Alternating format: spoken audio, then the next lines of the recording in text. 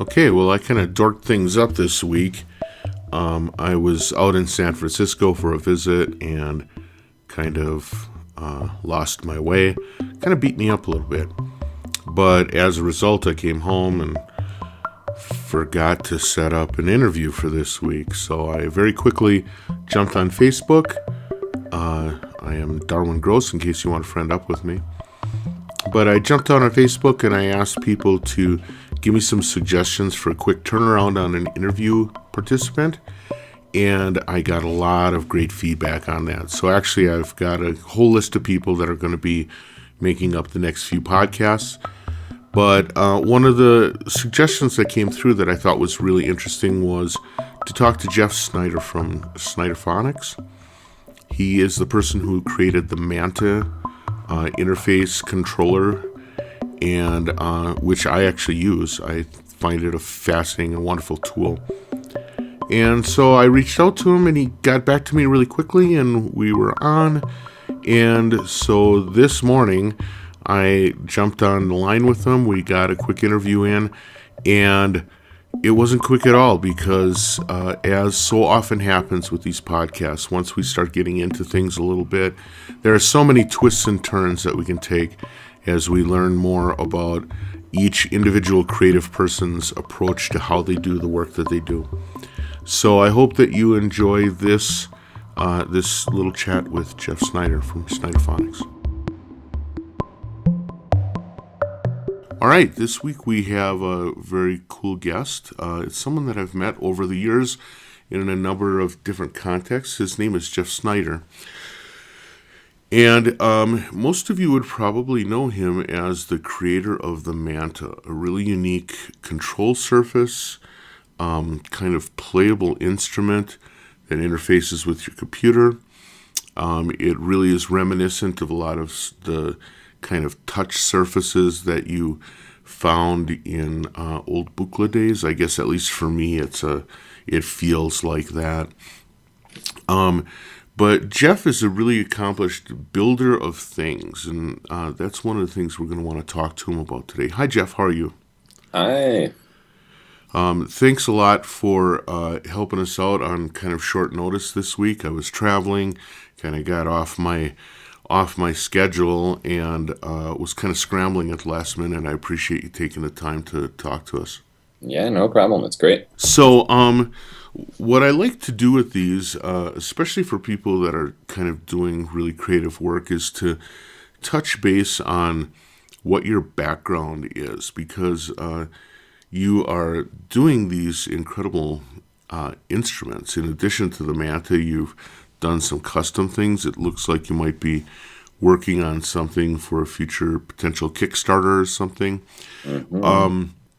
But I'm just wondering what your background is and what kind of got you to the place you're at now. I started basically playing guitar and bass in rock bands, as I guess a lot of people do. I had a ska band in high school, so I started to learn how to write for horns through that. And for some reason, we also had a violin player, so I kind of got used to writing for acoustic instruments. Right. And then I went to college not knowing what I was going to major in, but I decided to do music composition. And kind of went from there. I went to school in Wisconsin, Madison, which was really fun.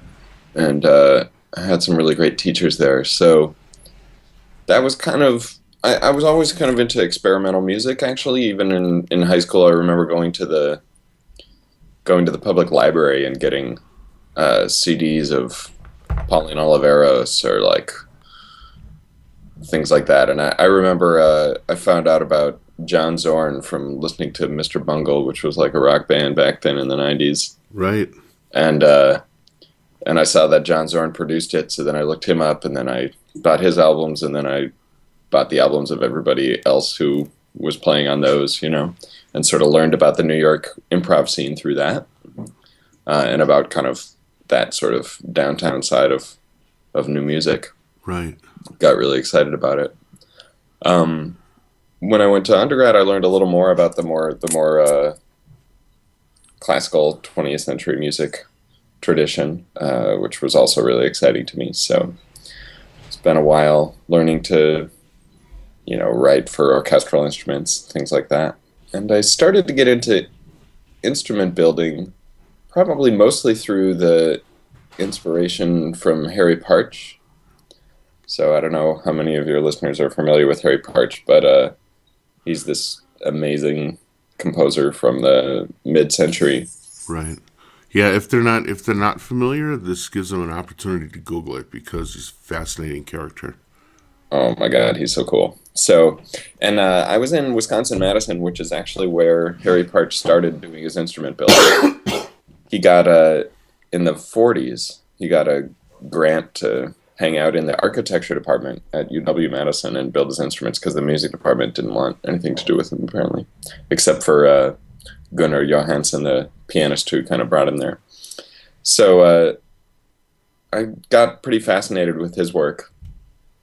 And I was also got really interested in alternate tuning systems, which is sort of one of the things that Harry Partch kind of led a resurgence in interest into tuning systems beyond 12-tone equal temperament, which is how the piano's tuned. So in his day, back in, when he started in the 40s on this stuff, electronic instruments weren't really available. I mean, the theremin existed, things like that, but it wasn't really, you couldn't really solve your tuning problems electronically very easily, and that wasn't his vibe. Right. So he was making these acoustic instruments in order to be able to play in the tuning systems that he wanted to do. And also making these instruments that were really sculptural objects, right? So they're these beautiful objects that he saw performing with them as this part of this whole presentation. So he was kind of interested in ancient Greek theater and things like that, and wanted to basically does this strange mashup of his own idea of what ancient Greek theater was like, plus like his experience as a hobo riding trains in the Depression and things like that. It's pretty interesting. So I was really inspired by that and by the whole kind of concept of him sort of going his own way and saying, all right, I'm not interested in writing for the violin. I just want to build my own stuff and kind of make my own musical world starting from the ground up, Right.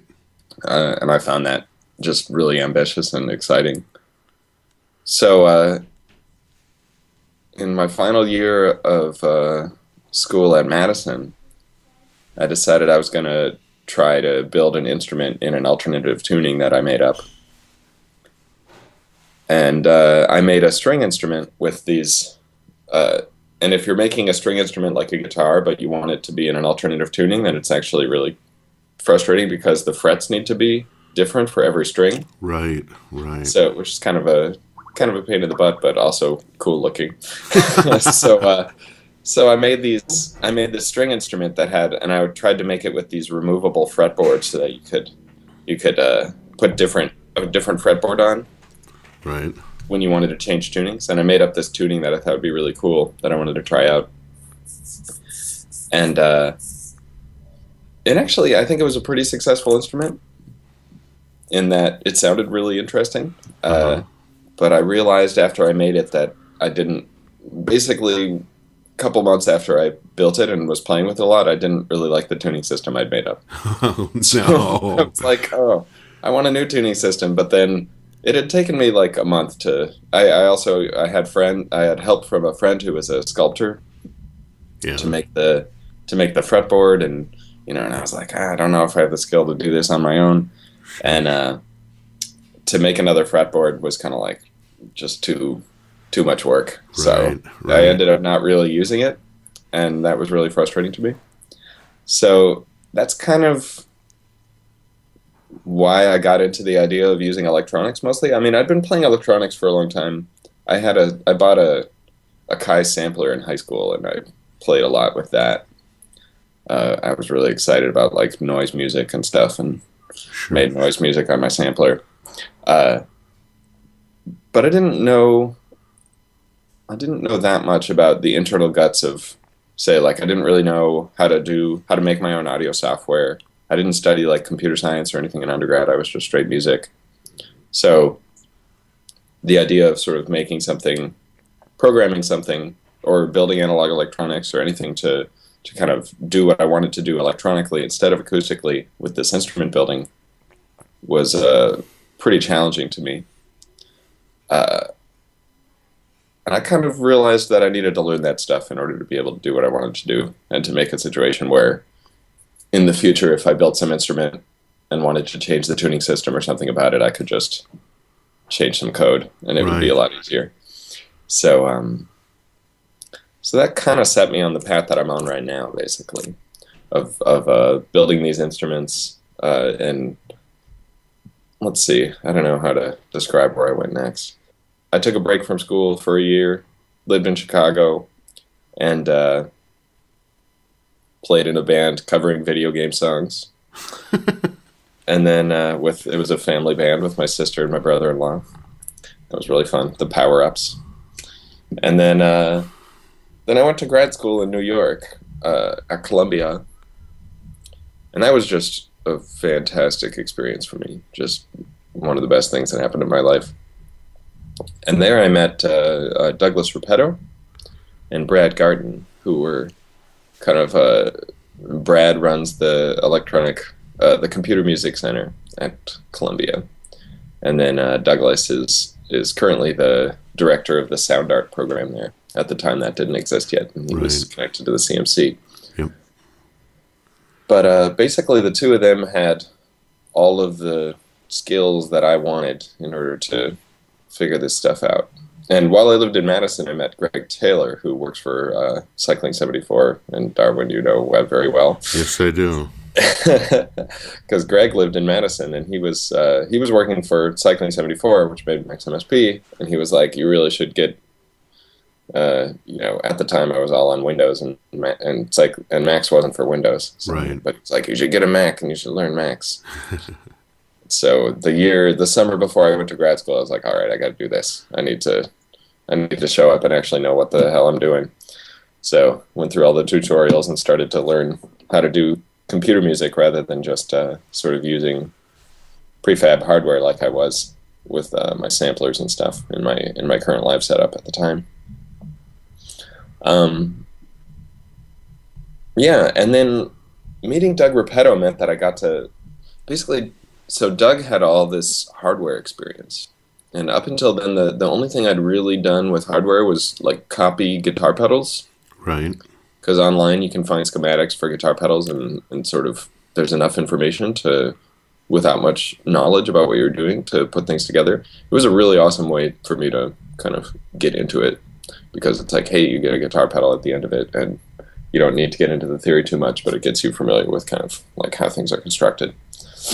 And how electricity works. And then, but then meeting Doug, he kind of got me on the path of, okay, well, let's learn how to program a microcontroller, and make a box that can sense buttons, and I always had these like way too big goals. I'd be like, hey, I'm gonna make this thing as blah, blah, blah. And he's like, okay, why don't you make a box that has 4 buttons on it, and then when you push the buttons, the computer knows that they were pushed. I'm like, okay, I think I can do that. Right. So I had to be reined in a lot. And then, but that way I got all the knowledge I really needed. And so on the hardware side, Doug Repetto was just fantastic for getting me to kind of learn what I needed to learn, and giving me guidance to sort of where to find the information I needed. And It's amazing that now, like, you can really learn how to do hardware stuff online. A few great books taught me things. Physical Computing from Tom Igoe and Dan Sullivan over at NYU ITP. Right. That kind of got me past a lot of initial hurdles, because it's really designed for artists who want to get into that kind of engineering. Handmade Electronic Music by Nick Collins is another really great one to get into that stuff. And then on the software side, Brad Garton had these amazing skills to just help me learn to program from kind of not knowing how to program.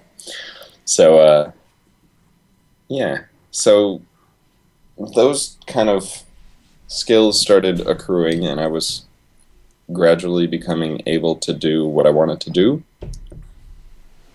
And since I still had this kind of dream from the Harry Parch inspiration of sort of building my own ensemble of instruments, by the end of my time there, I kind of had started to develop several different instruments that at that point I kind of had enough skill to pull off, even though for the most part I was learning what I needed to do while I did them. Right. So the Manta came out of that. So this is, you mentioned it earlier, this touch controller that's kind of like hexagonal grid of buttons. And that was a bit inspired by some of these tuning theory people. Irv Wilson is somebody who's really interested in geometric layouts of tuning systems. Yeah, I was going to say, even though the touch part of it reminds me of like Buchla touch plate stuff, it's really that sort of the honeycomb layout that really screams Irv Wilson. Yeah, definitely. And I mean, it's in a lot of ways, it's a combination of the influence of those two. So, yeah, I didn't even mention the Don Buchla influence yet, but at Columbia, when I was in grad school, we had a Buchla 100 and 200 system. So that was kind of combined from the probably late 60s into the mid 70s with a bunch of different modules that had been there since that time period, which I believe was kind of put into a closet for a long time until right before I got there, when James Fay took it out of the closet and got it bumping. And that thing was amazing. we had this. I had access to that to just kind of get involved in analog electronics, which I didn't know anything about at the time. Right. And we also had a surge system by Serge Sharepnin in the same room. So I got kind of an interesting introduction to the experimental analog modular world of the 60s and 70s, and sort of the different design ideas that both of those designers had, which I find amazing. Like, both of them are my favorite instrument designers. When was it that this was occurring? This is like late 2000s, right? Yeah, this is kind of mid 2000s, or mid to late 2000s. I got to Columbia in 2003. Okay. And I left in 2010, technically. Yeah. Got it. So over the 7 years of kind of having access to these analog synths, getting inspired by that, having getting really dorked out on the tuning theory stuff. I did kind of a presentation about Ben Johnston's tuning theory work. He's a really interesting tuning theorist who's inspired by Harry Parch and kind of takes things a little further. And then all along the time, I was also writing my own music. So before I had built these instruments, I was writing music for acoustic instruments, right. String quartets and things like that. Right. And then, and by like 2007, 2008, I'd gotten a couple instruments that I'd built together. So the Manta was kind of the first one, I think, to really come together. It went through a whole bunch of iterations. I've still got all of these prototypes in a closet that are hilarious to look at. One of them I call the Soviet prototype, is just super huge and pretty clunky, and weighs 80 pounds, right? Exactly, yeah. And it's like and I etched the copper myself, so it's like all corroded, and it just looks pretty awesome. So, but it's pretty, on that one I learned that I needed the sensors to be closer together to make it comfortable for your fingers, and then on another one I would learn, okay, well, this sensor shape that I designed is not ideal for getting a nice straight line when you cover up the sensor with more of your finger and things like that. So right. I kind of iterated through these different prototypes to try to get an idea of what would work. And what my goal with the Manta for myself was, I wanted to make something that implemented these geometric layouts for weird tuning systems like Irv Wilson's theories and things. Or it made them easy to play on a keyboard, where on a piano keyboard they don't make as much sense. Right. And then I also wanted something that would let me independently with each each key would let me have more control over the shape of the sound rather than just pushing a button and then letting go. And like, how hard did you push it? The standard kind of keyboard input. Right. And now there's actually there's a couple other products that have come out lately that have been approaching the same kind of problem. Like Keith McMillan has a new thing that does this now too, right? Right. Has kind of independent sensor control, and what's his name? And Roger Lynn is doing the Lynch thing, which is pretty interesting too. Yeah. So at the time, nothing really existed like that, though, that I know of. I'm pretty sure nothing existed that did this. Well, I've got a list of like 50 questions here, so if we could kind of just go for it. Yeah. First of all, I think it's really interesting the set of people that you use to kind of help you guide your journey. Gregory's probably a really great influencer because not only is the work that he does pretty inspiring, but he also is so knowledgeable about so many things. And to have him kind of as a person you could get some guidance from is pretty incredible. What kind of things so this is when you were still in Madison, what kind of things did he do to sort of set you up to take a specific direction? So yeah, I mean, my interaction with him in Madison was, he influenced me a bit, but he was also sort of a background character. Like, I initially knew him as the person who played Suling, the flute, in the gamelan ensemble that I played in. Okay. And I was like, oh, he's just this guy that comes in and plays the flute whenever we have a concert, but he's not at the rehearsal. So who is this guy?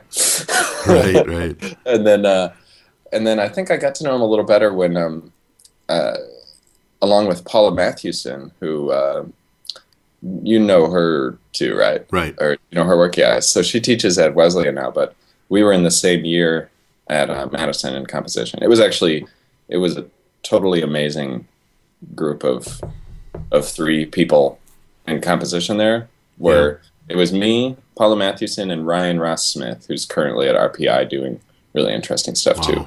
Wow. But I feel like we all, and then the first year it also involved Ryan Carter, who's a really great composer who's doing great stuff in New York too. You might know his stuff. He made a new kind of iPhone app using RTC Mix. Okay. It's amazing. Where it's like this interactive dance music album where you can adjust parameters. Wow. It's cool. Check it out. I can't remember the name of his pseudonym. Yeah. But look up Ryan Carter. And then so I got a lot of influence from those people and sort of my cohorts. And Paula and I decided to try to set up this, like, bring some of these New York people we were really interested in over to Madison. So we got a grant to bring Elliot Sharp and Ikue Mori to come play at the Student Union in Madison, which was pretty crazy. Yeah. And so we brought them there, and then I think that's when I met Greg Taylor more, because he knew them. So he was like, hey, I want to go say hi to these guys. So then we went out to dinner with Greg and Elliot and Ikue and me and Paula. And it was like at that conversation that I was talking to Greg, and he was kind of like, yeah, you really need to learn, it's like you're doing all this stuff, but you got to learn what's inside what you're doing so that you got more power, Right. And it was him and also Steve Ademski, who was my teacher, who were kind of both guiding me a little bit towards that idea. And I hadn't really realized that until kind of that. It was probably my final year there or something of like, yeah, I really like, if I could get some of those technical skills under my hat, I'd be able to do so much more, And it's true. It's like it just opens up so much of a world once you really get the skills. You, like a lot of people, you have taken this track from being sort of blinders on musician person, and then through the introduction of unique styles of music, as well as an interaction with some unique people, that it ends up guiding you away from what you thought, or not away, but at least parallel to what you originally thought you were going to do. Yeah. I, I know a lot of people that really are dedicated to sort of like dots on paper composition, Yep. right? And it's really hard. It's hard to imagine some of these people saying, you know what, becoming entranced with I'm becoming entranced with alternate tunings, which is leading me to alternate instrument makeup, which is making me want to make sculptural instruments. I mean, it seems like a very interesting but very unique kind of direction to go. Now, to what extent do you think? So you talk about having Doug Repetto and Brad Garton as people that you worked with at Columbia. To what extent did they sort of like help activate that desire in you, or is it something else? I mean, did you, as a kid, were like you working in a garage with dad making stuff in the shop, or I mean, did you already have this desire to build things, or was it really activated by the people you were around and the interests that you had? It's kind of an interaction between those two. So I come from, so growing up in Minnesota, my mom is a potter. Okay. She's also like a science and math high school teacher, but Right. she made pottery and was a crafts person too. Neither of my parents are musicians, but and then my dad is an electrical engineer. So he's like, and I remember, my parents tell all these stories about me being really interested in like building and inventing, or Okay. their favorite story is that I was going to kindergarten or something to drop me off.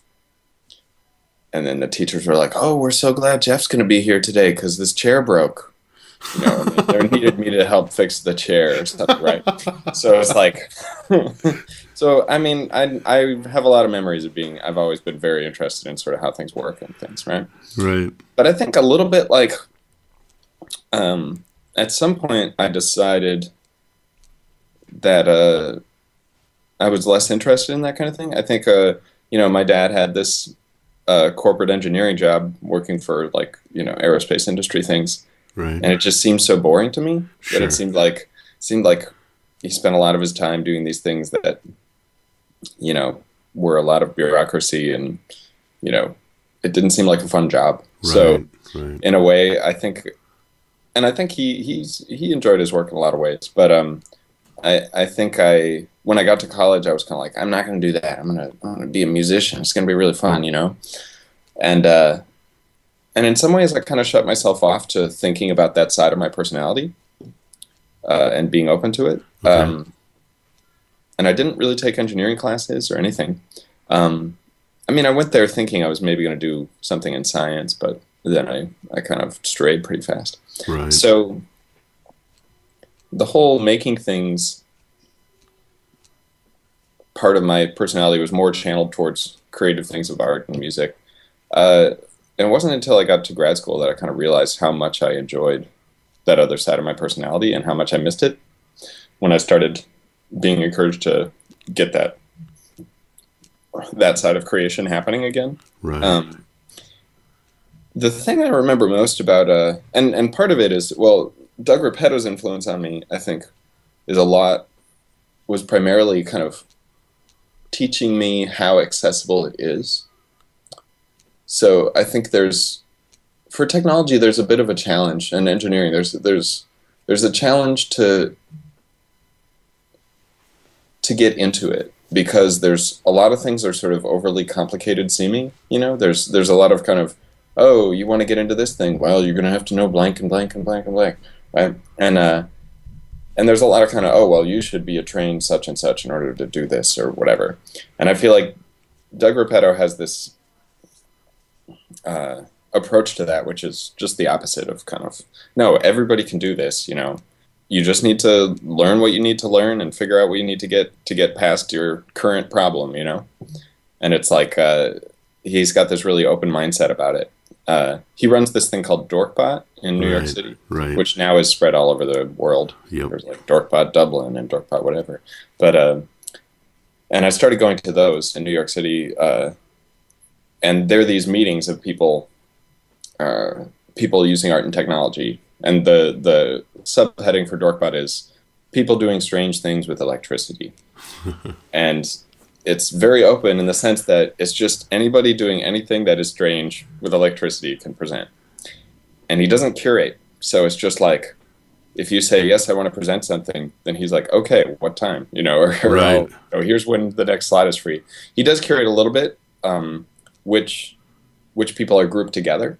So it's always a group of 3 people presenting.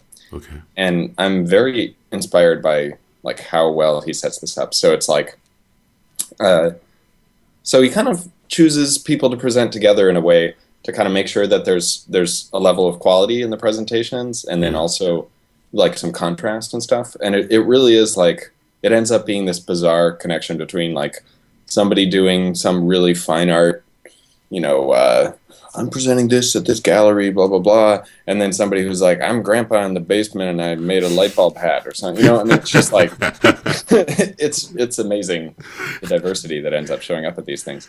And then one of the rules is it's you have to show work in progress. Right. So, and it shouldn't be like this artist talk. Here's my slides. Yeah. I'm so great. It's like, here's It's this thing I'm total working on. geekdom, yeah. Yeah, it's like, here's this thing I'm working on, and here's what I don't understand, and here's why, and here's where the decisions I haven't been able to make yet, and anybody got any ideas, And it's like, seeing that inside of the process was very inspiring to me, to be able to go to these kind of things and be like, and I also, I got to present, every year I presented something at Dorkbot, and it's like, kind of let me get into that scene and get a lot of ideas from other people, and kind of pushed me to get projects to presentable state that I was working on and stuff. So that was really important to me. Sure. And then from Brad Garton, I think kind of the most important advice anybody gave me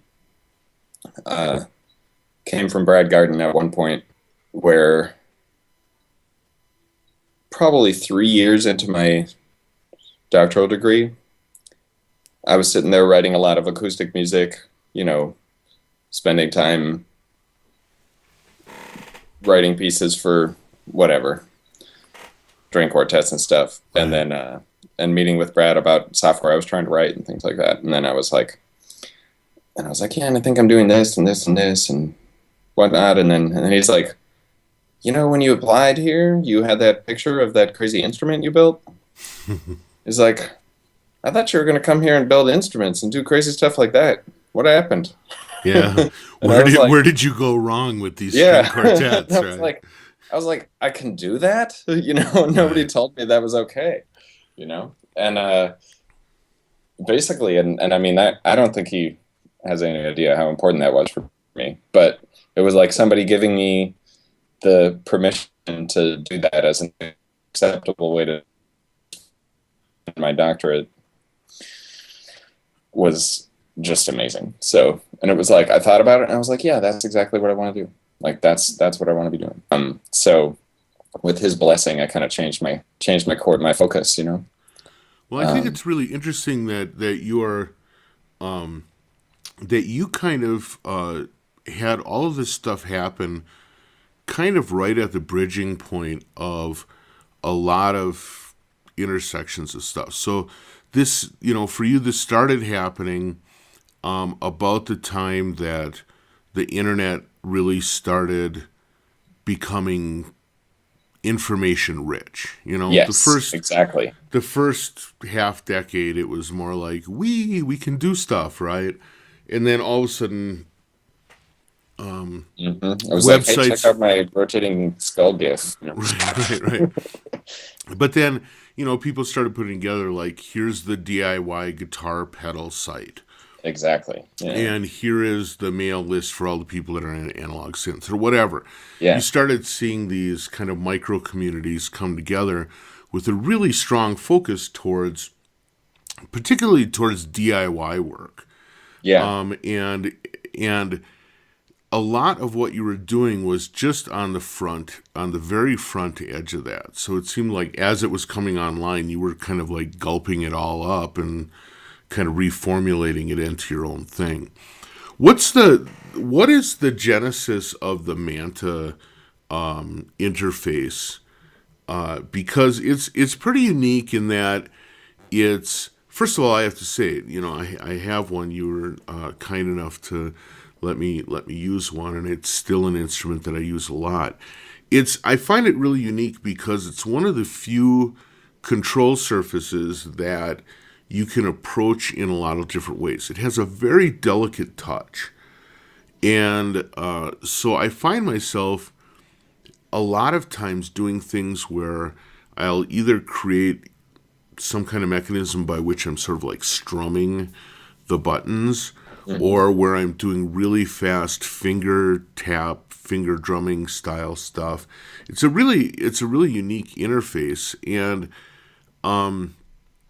but it also seems like the level of complexity to get it to that point and to really tweak it to be that sensitive must have been crazy difficult. What is the genesis of that particular instrument?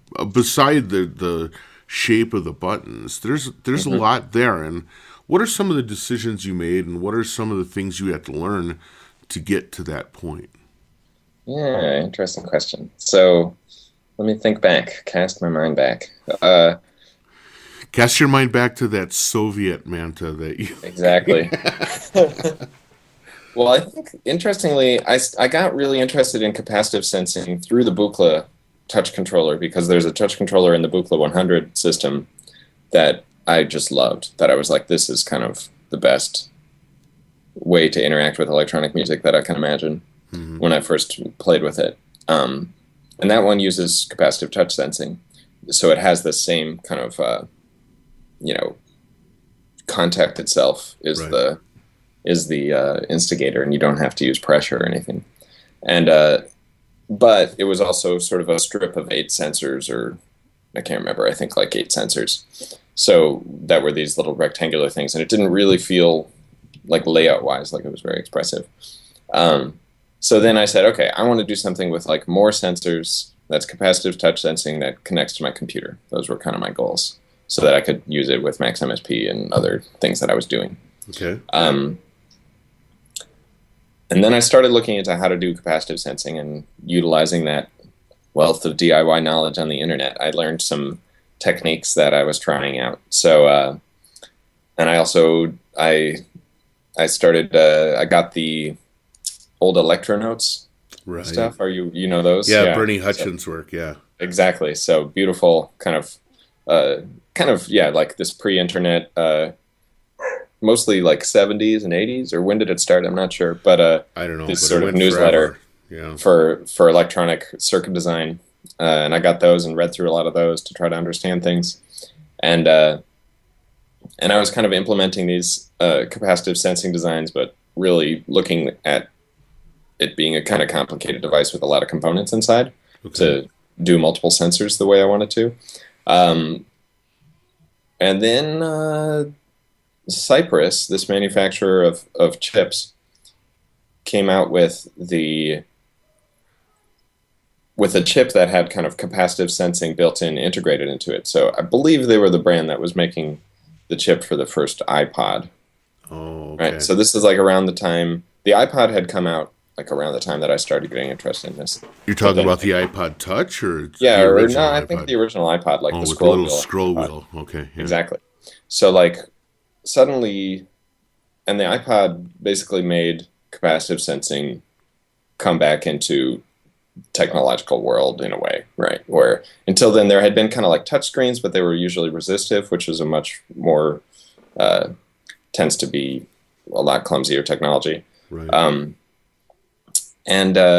Suddenly these kind of chip manufacturers that were making microcontrollers were interested in trying to make simple implementations of capacitive touch sensing that were integrated onto one little chip, right? Okay.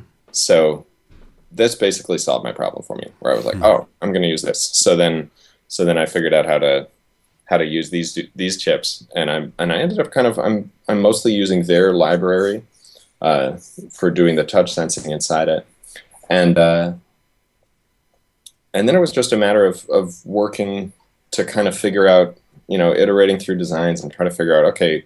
The thing is, all of those commercial solutions of these kind of chips that are implementing touch sensing, they really, like in a way, they're solving my problem because they want to be able to have a lot of touch sensors in a small space. But they also are always for a different purpose, right? They want you to just know that something's touched or not, and that's like the goal. Or like what location it's touched is still sort of all that the iPhone gives you or anything. Right. So, and I wanted this thing that I saw in the booklet, which was give me the value of the capacitance that you're adding to it, right? So, which they do. The sensing thing technology gives you, but it's not as broken out as easily, or it's not really designed for that. So I read a lot on kind of design of touch sensor buttons, and then tried things out, and I realized that I actually had to do things that were counter to those examples in order to get what I wanted, which was this more continuous kind of capacitance measurement as the thing that ends up coming out of it, rather than just something that you then threshold in order to get a button. Right. So that was a lot of the time was spent on getting that to feel right, and getting sort of the touch to be at the right point, and then get the line to move up smoothly as you squish down your finger. Right. And then I think probably the biggest jump after that, after just kind of moving around a bunch of different designs that way, was when I decided to put LEDs on it. So it wasn't until the very final prototype that there were LEDs. Oh, really? Okay. Yeah. So all the initial ones, it was intended to just be like input, right? Touch input. But and this was particularly inspired by the Monome, which was this is right around the time the Monome came out too, that I was developing stuff. Okay. And the Monome is by Brian Crabtree. Yeah, Brian Crabtree and Kelly Kane. And just fantastic instrument. Yeah. Great controller. And they had this LED feedback thing that was controllable from the computer, which gave it so much power compared to now, that's everywhere. Now there's like 1 million copies of this. Right. But at the time when the Monome came out, nobody else was really doing grid controllers with LED feedback that way. Right. So I found that really inspiring, and I said, oh yeah, I really want the lights on this thing. I really want these sensors to also have some information coming back. Right. And I noticed that without any physical feedback of you don't feel the button get touched, it would be nice to have a light up sometimes as the default kind of behavior. And get a little visual feedback, since there's no tactile feedback outside of your contact with the button. So then I had to work on kind of how to do that. And the idea I had was to put these LEDs facing down to do this kind of backlighting thing. Okay. But the weird thing about the Manta is that, which I haven't really seen anybody else really try to do, is that I'm trying to do backlighting through a printed circuit board. So the panel itself is just a circuit board. Mm-hmm. And then I've got LEDs mounted to the bottom of it facing down. And then I've got routed cavities inside the case that act as reflective, that are like painted in white primer, that then like reflect the light back up. And then interesting. It's just going through the circuit board, which is actually, there's only one circuit board, which is the panel. All the chips are in the back of it. The LED feedback comes back through that same circuit board. That's very interesting. I had wondered, because the LEDs on that have a very peculiar glow to them. And I was like, it's unlike everything else I have, which kind of like bursts light into your face. Yeah. That's interesting. That makes sense. Yeah, and I experimented a little bit, and I found that, and I was just like, this looks really good. I love this. So then that's how I designed it, which ended up it's kind of a terrible design as far as design for manufacturing. Yeah, probably so. Because that means that I'm limited to using laminates that have good optical translucency and don't have ugly colors. Right. So laminates meaning the material of the fiberglass material that the circuit board is made out of. And of course, in fabricating, like in the industrial world of circuit board fabrication, nobody cares about that at all. So there's not even a way to find out if the manufacturer that you're going through uses some kind of laminate that is going to look good when an LED shines through it. And they don't know how to test, and they don't even know how to talk to you about it. Right. Exactly. So I'm like, so here's what I need, and they're like, yeah, why do you need this? I'm sorry, Right. So I ended up having to like find this, contacting all these laminate suppliers, and then I'm kind of like going with this special laminate that's actually, you know, uh, most of them are treated with, um, most PCB laminates today are treated with a dye so that it fluoresces under UV light, so that Right. it's easier to check it when you're soldering it, Sure. so you can find For open QA, solders. right? Yeah. Exactly. So, but I'm using a laminate that doesn't have that dye, so that the LED is shining through, so it doesn't have that ugly green tint to it. Ah, But anyway, but that interesting. means that my manufacturing is more expensive than it could be otherwise, for sure. So, but I sort of can't think of any other way that I would get that effect, and I like it. So, Well, it's kind of interesting though. Practically everyone I talk about that's uh, doing any kind of significant musical instrument creation of any sort has yeah, that same complaint, which is well, in order to do it right, I have to have custom work done, and yeah, so my manufacturing is more expensive than what I guess a cell phone or something. yeah, exactly. But also, you're kind of like making 10 at a time or whatever, so Yeah. that's going to be a lot more expensive as well, Yeah, the economy of scale. When I started, thinking about this as actually making something that other people would be able to buy, right? uh, it's amazing how much, I always imagined that affected things. Like, okay, quantity, things go down in quantity, but it's like, it's a steep curve. Right. It's like, The it's like, difference between 10 and 100 is huge. Between 100 and 1,000 is like mind numbing.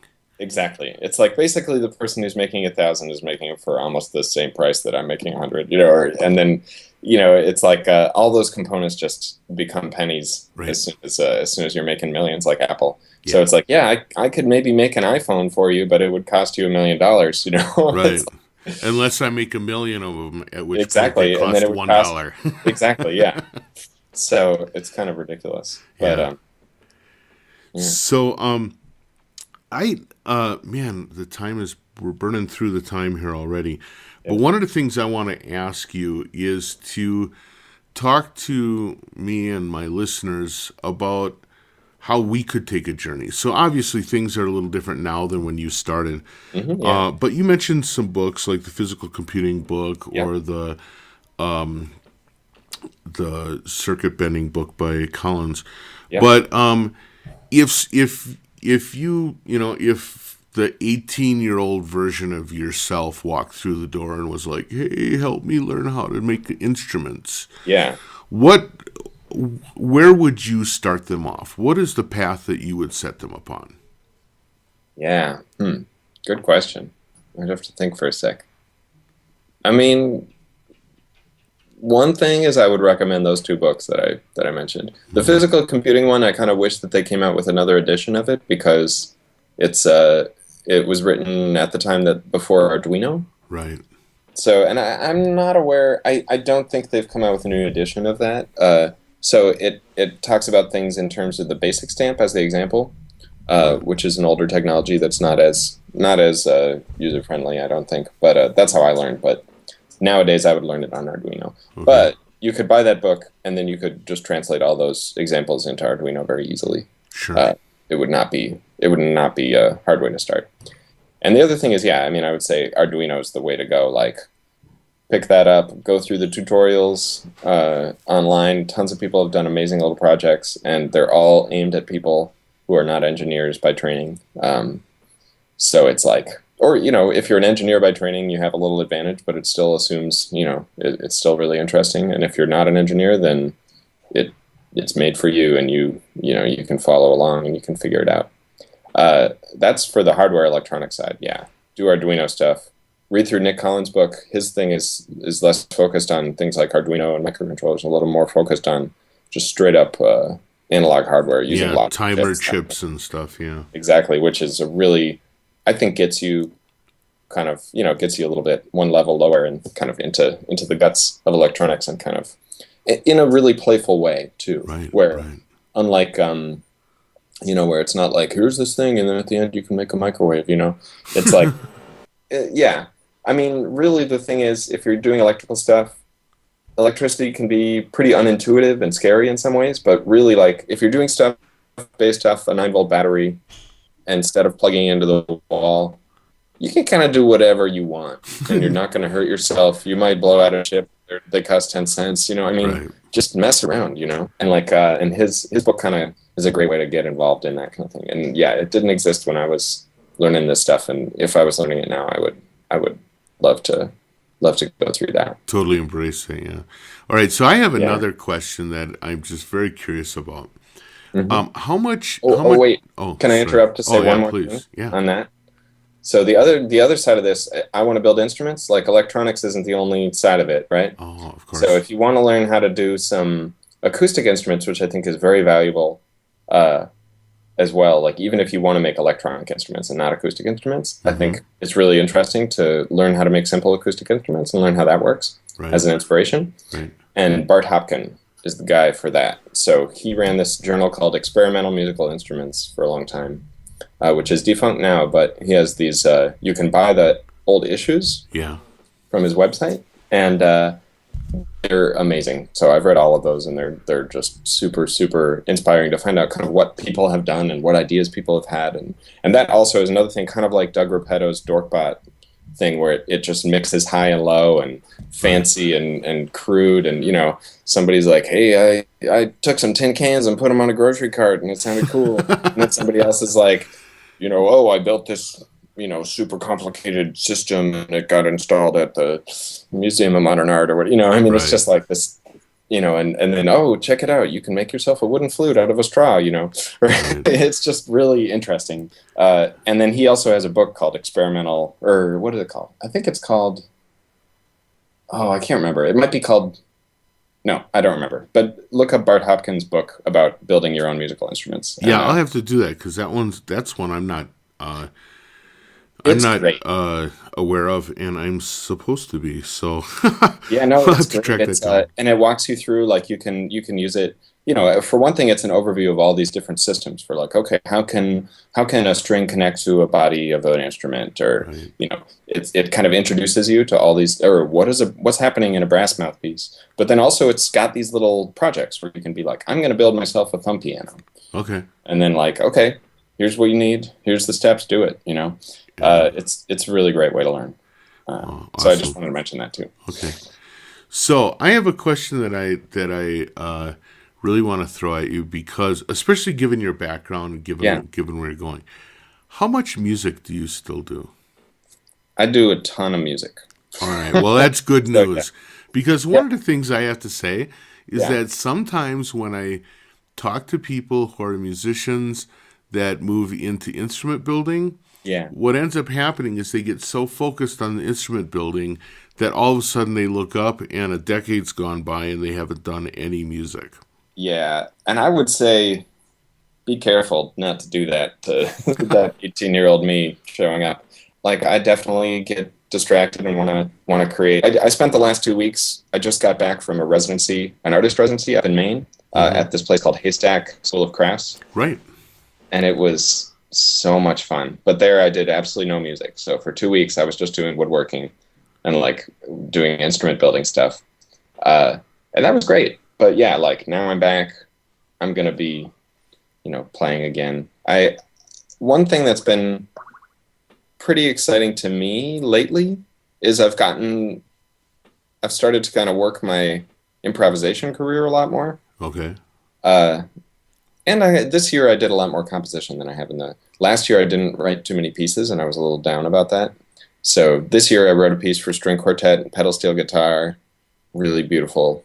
Really got played fantastically with Susan Alcorn, who's a fantastic pedal steel guitar player, who is like one of the only people who plays pedal steel guitar, that sort of country western classical instrument, Right. you know, classic country western instrument, and can play it in an experimental context and can, you know, read music and do all this crazy Yeah, stuff. I would think that would be actually a fantastic instrument for that kind Oh of my music. God, it's so cool.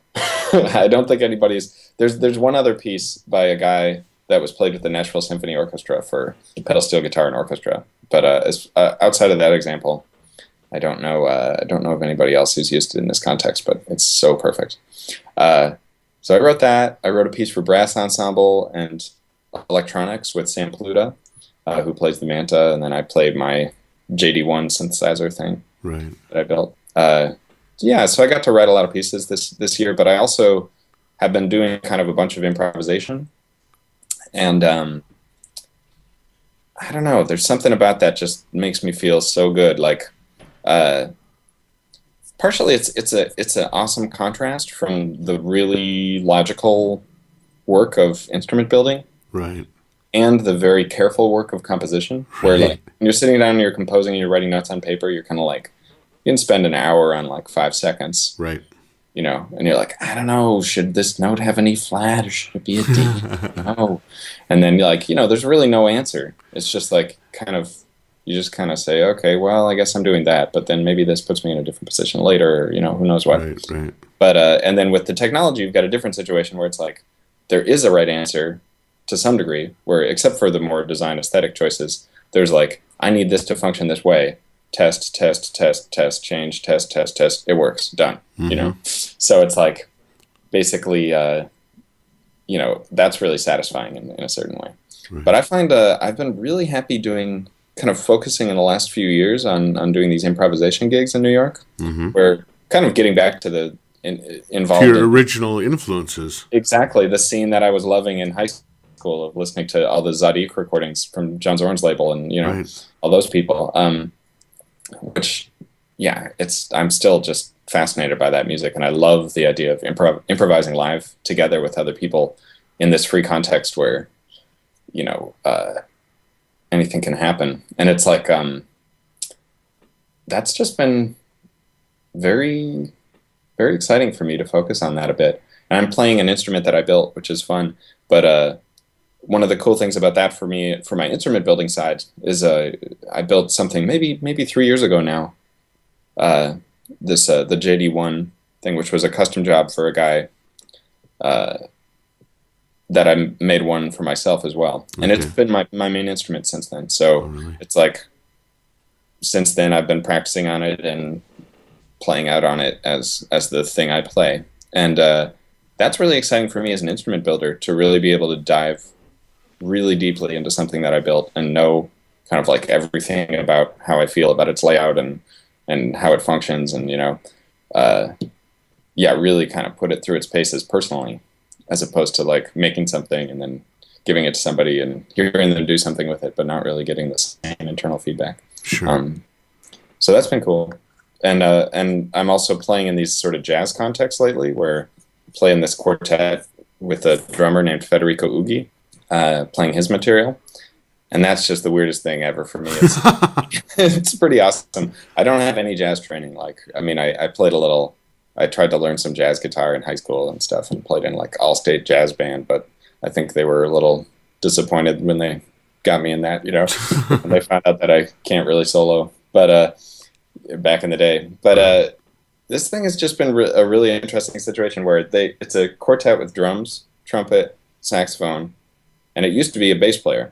And then the bass player left, and Federico said, hey, you want to join us on your synthesizer? So I'm basically the bass player for the band, Awesome. but on my weird touch controller analog synthesizer rig. Oh, that's crazy. He's open with me doing whatever I want. Like, I don't always have to be the bass, you know? Right, right. So, and he's just Federico's this amazing musician. He studied with Ornette Coleman and stuff, and just like got this, and his music actually shows a lot of that influence, this kind of folk music melodies, but then a very sort of complex, free underpinning Right. underneath it. And then, and that's just been like this wonderful experience for me to kind of stretch into those roles where I really wish that I sort of knew how to walk a bass line or something every now and then, but Right. you know, or that I knew how to play a keyboard, since I'm playing kind of an instrument that has a keyboard on it. But, Right. but it's been just a really exciting growing experience to go from thinking very timbrely, where most of my improvisation until then had been kind of in this noise genre. I have a duo with Sam Pluto called Exclusivore that it's more about sound. Right. And it's pretty interesting to be plunged into a context where that's okay, but there's a lot of room to think about line. Right. There's note requirements. Yeah. Right. And I mean, he has scores, and it's like, and he's okay if I don't totally do that, but it's like, there's no bass line written. It's very Ornette Coleman Mm-hmm. influenced, like harmonics, where there's Right. no chord changes or whatever. So it's like, so yeah, it's open. I can do whatever I want, but it sounds really good if I think about it as a melody, Right. and that's been really great for me as a musician, just to like push myself in that direction. Well, that's great. And well, I'm just so glad to hear that you're not only continuing to do music, but actually kind of embracing pushing yourself as well. Because again, Yeah, I see so often where people get into the technology and forget about the music. I mean, yeah, it's like in so many other areas, the technology can be such a siren song. yeah. It's But seductive, yeah, yeah, it and it is. takes so much time. There's that too. Takes All right. Well, we're getting to the end here. Why don't you tell me what's next for you as a builder, particularly a builder that might make something that I could get my hands on? Yeah, well, The mantas are still available, right? mantas are still available. I'm running low on stock, so I think I only have a few more of Okay. the second generation, which is the latest one. Right. I may make more. I'm trying to decide. I don't right now have the dough to make more, so I Mm-hmm. have to think about it. But the next big project is this summer. I'm working on a wind instrument. So I made like a really early prototype of this wind instrument back in 2008, and it kind of pointed out a lot of limitations of that particular instrument when I started writing for it. And this is my kind of revision to that, where I'm trying to do just like a quick kind of description of what the goal is. So, there are these commercial electronic wind controllers. Right. There's Like the Iwi and the UE from Akai, which is originally designed by Niall Steiner, who's one of my heroes as a designer too. He's really excellent.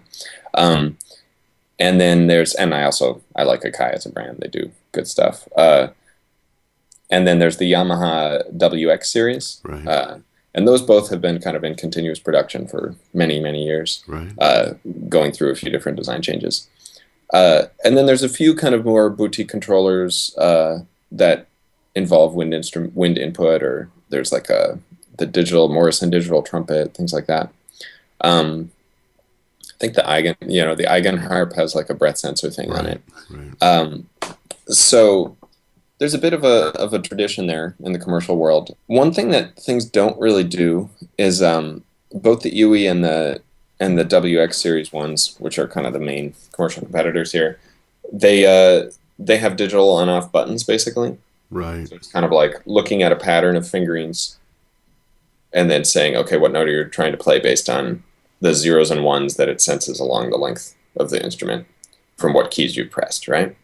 And then it's saying, okay, you've put down this finger and not that finger. This must be an E flat, right? Mm-hmm. And then it's making that into a MIDI note. Right. And then it's combining that with breath sensor input, which is just sensing kind of pressure and routing that to amplitude usually. And I think both of them actually have some kind of bite sensor as well. So there's sort of like your mouth, you can also bite down on a pressure sensor and add an additional parameter. But I feel like I'm not actually a wind instrument player, but I'm pretty interested in kind of how wind instruments work. It seems like there's a lot more to a wind instrument than just those things, Right. pitch, amplitude, and one additional synthesis parameter. Right.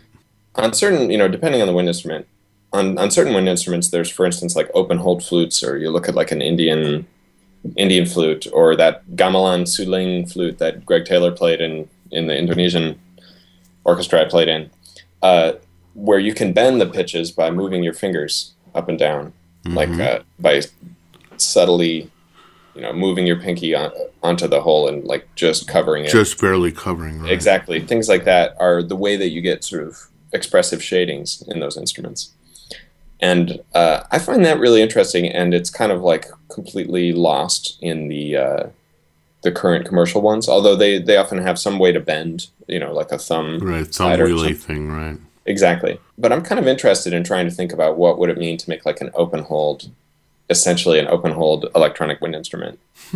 And then on the other side of it that I think needs more work is the mouth sensing. I'm trying to implement embouchure sensing that's more complicated, more complex, and understands better what's up with your mouth. Right. Than simply like how hard are you blowing and did you bite it or not, or are you biting it? So like the current version of what I'm working on is kind of trying to combine those two things. And it's actually a really hard problem when you get into the continuous sensing on the holes of the keys of a wind instrument, because you can't do this lookup table implementation that you can if they're buttons. Right. So with the buttons, you can just look at it and say, okay, that's a 1, that's a 0, that's a 1, that's a 0, that's a 0. Okay, this is MIDI note 60. Right. When they're all continuous, now you have a bunch of values that go from 0 to 1,000. You've got like 10 of them or something, right? So it's like, what does that even mean? What a certain pattern of that is really hard to match. Right. So I'm experimenting a little bit with doing like tone hole modeling. The thing that's been most successful so far is I'm actually doing neural net training on the fingering. So it's like artificial neural nets, kind of an AI thing where you say, this is a C, this is a D, whatever, as you move your fingers around. And then you say, now figure it out. And then it has to try to make up a whole world that will fulfill those parameters. And that's actually really exciting to me, because I feel like one thing, the previous wind instrument that I made followed those kind of commercial wind instrument parameters of there's digital buttons on off, there's like a wind sensor pressure thing. And I felt like it was fine for writing notated music where I cared about how loud a note was and what note it was. But like it was a boring instrument for improvisation where like there's no world outside of those limited things that you could find. There was no, like, if I thought about like a free jazz saxophone player picking this up, there's no altissimo register they could explore or strange squeak, or they can't do like Evan Parker crazy stuff on it, right? Right. And like I want to make a wind instrument that the thing I'm working on, the goal is I want to make it something that, say, a free jazz saxophonist could pick up and spend a long time finding these worlds inside. Say, okay, here's some really unexpected crazy thing that can happen, and it's consistent because it's built into the instrument, right? So it's like find these kind of consistent extended techniques. Right, that makes sense. So that's something I'm really excited about. So I'm working on this, and I'm hoping to come out with it as a Kickstarter campaign to make 25 of them in the end of the summer, if I'm lucky. So okay. Well, on your website, it also looks like you're talking about potentially doing a Kickstarter for the JD1. Is that for real, or is that kind of I need to update it. I probably won't. I've thought about it, and because it looks so cool. Yeah, there's people who want. There's definitely people who've been contacting me about it, and I've been thinking about it for a long time. It's such a complex thing inside, right? that I worry about it. I'm like, and it's a reliable instrument. I've been playing it live for a long time now. That's the one that I play live as my main instrument. Okay. I love it. Right. But I'll have to think about it. If there was enough interest, I would definitely. If I was sure that I'd be able to sell enough at the price that would make sense then I would do it. But as it stands right now, I'm kind of like, I don't know if I can. I don't know if I'd be able to pull it off. But so right now the plan is the Burl, the new wind instrument, is coming out at end of summer. I'm also working again on the Manta Mate, which I had on the back burner for a little while, which is the way to convert Manta USB signals into analog control voltage. Oh, so, okay. All right. A lot of people want that. So I'll bet. Working on that. Those are my top priorities right now. All right. Well, I want to thank you so much for taking the time. I'm always surprised by how we'll just start off with a simple question, and next thing you know, it's like, oh my God, an hour's gone away. Yeah. I can blabber. So well, believe me, this is the one of the most enjoyable hours of my week when I get to kind of talk smart about, in this case, instrument building and design and the track to get there. It's really fascinating. I want to thank you so much for spending the time with us and for kind of like opening the doors on how you do what you do. Yeah, no problem. I wasn't aware of your podcast until now, so I'm really excited to go back and listen. Well, please do. It's all over the map. It's a lot of fun. All right. Well, it was great to have you. Hopefully I'll be able to get this quickly edited it up for this weekend's. I do basically a podcast every Sunday, so I have to kind of hustle to get this one out there. But again, thanks for dealing with the short notice as well. I really appreciate it. Okay, we'll talk to you soon. Oh, I was just going to say, hey, Darwin, let me know if you're in New York or New Jersey anytime soon. Okay, well, yeah, I hope to get out there again relatively soon. I always love spending time there. So, all right, thanks. See you later.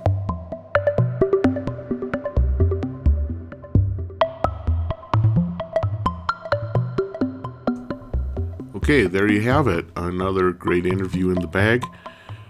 This one was cool because it ended up giving me a whole list of books to check out and websites to eyeball and things to Google in order to get up to speed on stuff that Jeff introduced us to. As always, I want to thank my listeners, and this week especially my Facebook followers. You all came through for me in a great way. I'll be getting at a lot of these people in the upcoming weeks as I'm trying to plow my way through the summer. It's going to be kind of a busy summer for me, but I'm going to try and keep up with these podcasts as much as I can. I want to also thank my friends at Libsyn for their help in making sure that this thing keeps on rolling. All of my friends and coworkers at Cycling 74 for their support. And for you, the listener. Oh my God, that sounds like an NPR spiel. But I want to thank you, the listeners, for making it worth doing. We're getting great listenership, and I'm just really glad to be able to share these discussions with people, with all of you. Oh, and one last thing. If you happen to be in the Southwest and especially if you happen to be attending the Currents New Media Festival in Santa Fe, first of all, Frank and Mariana do a fantastic job of putting together an outstanding festival. But also, I'm going to be there with Andrew Pask performing next week Sunday, Father's Day. Whee! And I'm also going to be working with Corey on media design using Ableton Live, and I'm going to be doing a workshop specifically on working with convolution as a creative tool. If you're interested in any of those subjects or just want to see me honk away on my modular synth while Andrew Pask works on his modular synth and his wind instruments, check us out. It should be a great weekend. So again, that's the Currents New Media Festival in Santa Fe. Hope to see you there. Otherwise, I'll see you next week. Bye.